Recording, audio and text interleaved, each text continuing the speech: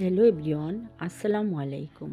Welcome back to my channel Swapna cooking and blog চ্যানেলে আপনাদেরকে স্বাগতম।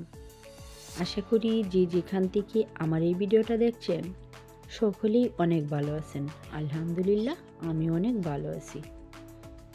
খুবই সাধারণ একটা সিম্পল ভাজি রেসিপি নিয়ে আপনাদের সাথে হাজির হলাম।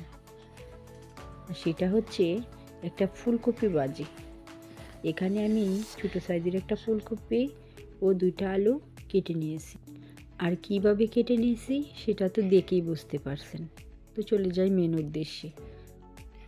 চুলায় আমি একটা ফ্রাই প্যান বসিয়ে দিলাম। ওই ফ্রাই প্যানের মধ্যে দিয়ে দিলাম সামান্য পরিমাণ একটু তেল। তেলের পরিমাণটা একটু বেশি দিয়েছি আমি।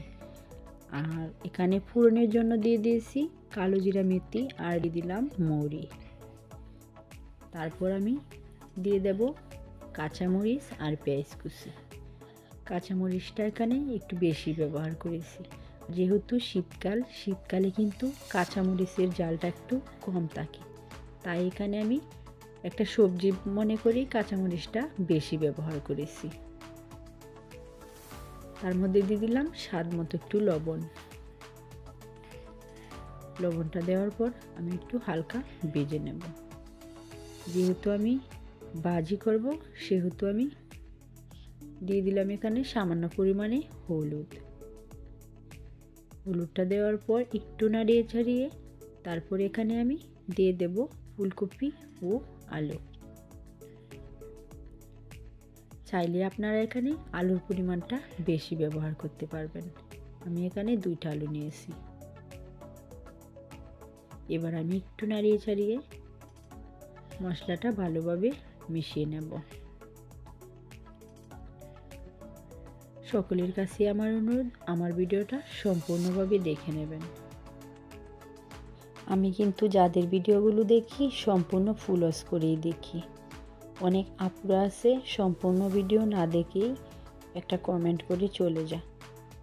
এরপর কিন্তু ভিডিওতে একবারে ওয়াচ টাইমটা কম আসে। আপনারা কেন এরকম করেন? সম্পূর্ণ ভিডিও না দেখে কেন আপনারা কমেন্ট করেন?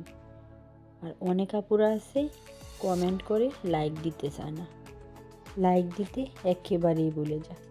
যারা যারা এই পর্যন্ত ভিডিওটা দেখতে দেখতে চলে এসেছেন প্লিজ একটা লাইক দিয়ে দিবেন। তো আপনাদের সাথে কথা বলতে বলতে আমি কিন্তু এখানে হালকা একটু জিরের গুঁড়ো ব্যবহার করেছি। এখানে আমি আর অতিরিক্ত কোনো মশলা ব্যবহার করব না।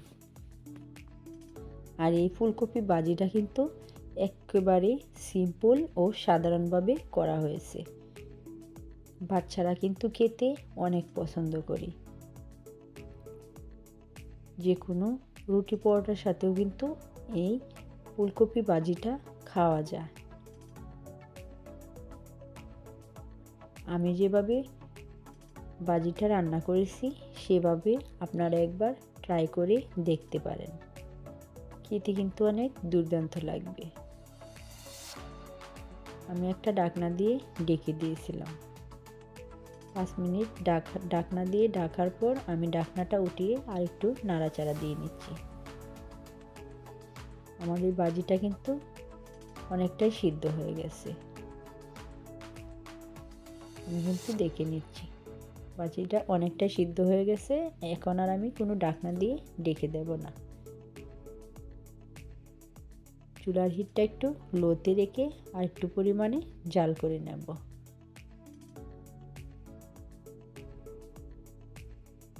অল্প সময়ে কিন্তু এই ভাজিটা তৈরি করে নেওয়া যায়।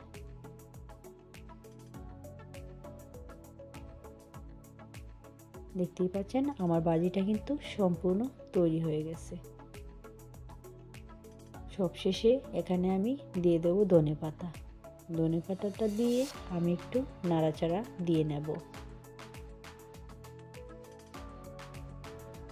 আর এখন কিন্তু শীতকাল, যে কোনো রেসিপির মধ্যে যদি ধনেপাতাটা ব্যবহার করা যায় তাহলে কিন্তু খেতে অনেক দুর্দান্ত লাগে।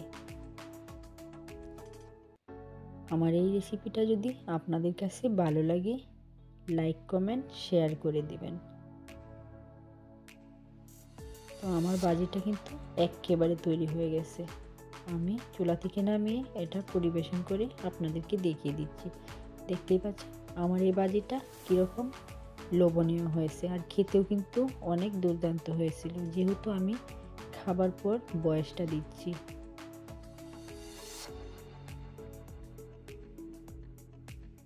তো হাজির হব আরও কোনো এক নতুন রেসিপি নিয়ে। সকলেই ভালো থাকবেন, সুস্থ থাকবেন। আল্লাহ হাফেজ। আসসালামু আলাইকুম।